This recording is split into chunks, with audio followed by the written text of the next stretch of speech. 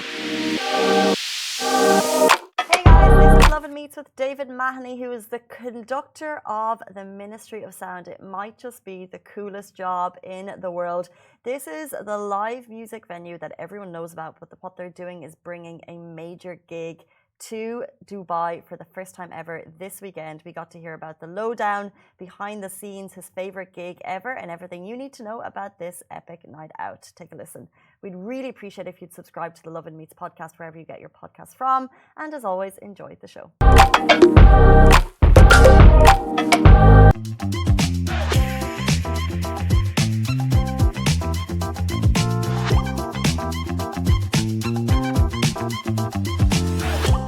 Welcome back to the Lovin Dubai show. Today's guest is David Mahony, conductor for Ministry of Sound. He'll be performing at the Coca-Cola Arena for the first time on November 9th. The concerts blend classic and contemporary music. It's an absolute blast, and this is an experience you don't want to miss. Here to tell us all about it, David, well, on Zoom, in fact. Welcome, David, to the show. How are you doing? Good, Casey. Thanks for having me. Let's get down to it. For people who don't know, can you introduce them to what Ministry of Sound is?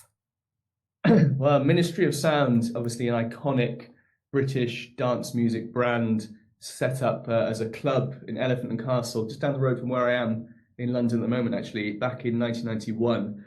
Went on to become the most sort of iconic British cultural institution of dance music of the time. Famous, of course, for its compilation albums. I think there's some facts that I looked up. I think the Annual 2, which was a big compilation album, is still the best-selling dance music compilation of all time, and the first one to ever sell 1 million copies. So it's a huge brand that we're working with. And this show, Ministry of Sound Classical, brings that experience to new life, if you like, reimagined and relived with a full orchestra. It sounds wild, like, as you said, it's an institution of music, but if I'm to go to Coca Arena, what can I expect? Am I sitting? Am I standing? Am I dancing? If you were sitting, I would be very disappointed. Standing, you are partying, you are raving. We've got full orchestra on stage, we've got screens, lights, lasers, sensational vocalists, pyrotechnic. It's the full shebang. It's an incredible, energetic experience. We've been touring this show around the festival circuit in the UK, and the energy that you get back from the audience is just something like I've never experienced before. You know, I'm an orchestral conductor, so I'm not used to this kind of these wild crowds going for it. But it's just a completely unique experience that you can't really describe. You just have to be there and to experience it yourself. How did you find your way as an orchestral conductor into Ministry of Sound, and like, how does that differ? What was that jump like? It was quite something. So most of my work is conducting film with live orchestra shows. Mm-hmm. So I was kind of across that kind of the crossover of, I wasn't necessarily a classical music conductor, but working with orchestras, a lot of film scores. And then the opportunity came along, and I spoke to my wife about it. And she's obviously very supportive of everything I do, of course. But I've never seen her more excited when I told her about the opportunity to conduct this gig, because it's basically it's her life. She lives for this kind of music. So rest assured, she accompanies me on every single Ministry of Sound classical gig, which is quite nice. Well, watching it live must be one thing, but can you give us, like, what's it like behind the scenes? There's you as a conductor, but you mentioned pyrotechnics, you mentioned a full orchestra. How many people, how many man hours are going into creating this show that we're just going to see for one night only, by the way? It's a huge team, incredible team of people. The show has been, put together over the last kind of 5 or 6 years. And this is the culmination of a lot of hard work behind the scenes from incredible orchestrators, producers, and of course the instrumentalists themselves and the singers. So there's probably like a core team of about 50, 60 people just on the day itself, and then that's not including all the background stuff. We do annually we perform this show at the Royal Albert Hall. It's become a kind of annual fixture in the events calendar there. And you go to that show and you realize, actually, wow, it takes a huge amount of people to put this together. I stand at the front, wave my arms around, and make the orchestra play in time, and sort of chat to the audience during the show.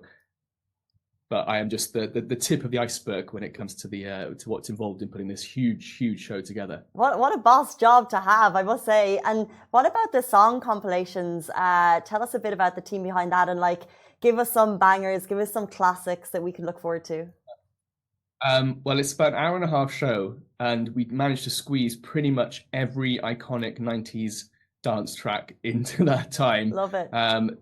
Way that it's been put together is so clever. It's sort of in what we call suites. So you have sort of 6 sections of the show, if you like, running through the entire history of dance music. You're talking anything from Chemical Brothers, Hey Boy, Hey Girl, Dario G, Sunshine. Faithless is our big closer. There's a bit of a secret, which I'm not going to give away. You have to come to the show to watch it, that we mix in with Insomnia at the end. Fatboy Slim, one of my personal favourites. As a proud Welshman, our football team, the Wales football team, the iconic track for their walkout music is Zombie Nation. Great dance track. So that's a particular favourite of mine in the show. But and then it moves through to sort of the more recent sort of poppy vocal hits. We got 3 incredible singers who join us, and it's just basically a whistle-stop tour of the history of dance music, something for everyone, and it's just a completely unique, breathtaking experience. So cool. And how set are the suites? For example, you're coming to the UAE for the first time. We have a very diverse audience, and no doubt you'll get a very mixed crowd. So, like, is there a hack as a conductor or as an orchestra? Like, would you ever change something midway if you felt that the audience wasn't vibing? Sadly, unlike a DJ, I like to think that as conducting the show, it's the closest I'll come to actually being a DJ. I don't quite have that flexibility because it's much harder to get sort of a 50-piece orchestra to sort of change midway. But this the set has been kind of tweaked over the years to kind of really balance it, and it works the crowd incredibly well. And I'm sure that'll translate to our Dubai audience as well. So exciting. Before you leave us, you mentioned Royal Albert Hall, which I'm sure is a highlight, but do you have any personal memory that stands out from your time with Ministry of Sound? Every single show is completely unique because of the surroundings that we're in. I love the festival circuit and touring all the festivals around the UK. My first ever show still lives in the memory because we were in Hampton Court Palace in South London, so not where you expect to do an outdoor dance music show, but the weather was absolutely horrific. But if anything, it added to the experience, and the crowd just completely went for it. They got absolutely drenched. It was my first ever show. I wasn't quite sure what I was getting myself in for, but I came off that stage completely buzzing. It was an incredible experience.